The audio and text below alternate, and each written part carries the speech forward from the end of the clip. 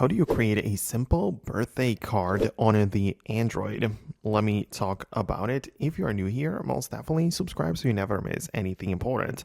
So basically, you can explore some options. Like if you want to be like manual or professional, I would go with Photoshop. But for some simple and beginner-friendly solutions, I would just download the Canva application from the Google Play Store. So you can check it out right there. You can literally just look it up, download it for free. You can sign up. Obviously, there are some paid features, but you can use most of it for free. And there are so many different templates.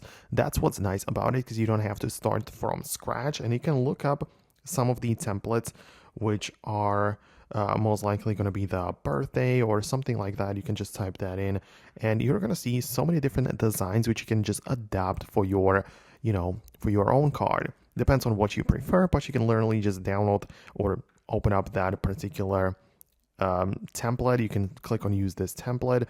Depends on if it's like a free or paid or whatever, but you can start using it, and you'll be able to just change the the name right there. It might be a video. It might want to access your photo, so you can replace that. So many different things which you can do within the app, but the point is that you get a template and then you edit the thing, because that just means that it's a very simple, beginner friendly method of creating a birthday card, which you can then export and share with anyone you want. So I would just go with that option every day of the week, because it's just simple and I don't have to worry about anything. As I said, it might ask you to, subscribe for some premium features. So if you want to do that, go ahead. But there are also plenty of templates which you can use for free. So explore the options. Let me know what you think below. Hit the thumbs up and subscribe for more. And I'll talk to you in the next videos as well. So thanks a lot, and I'll see you later.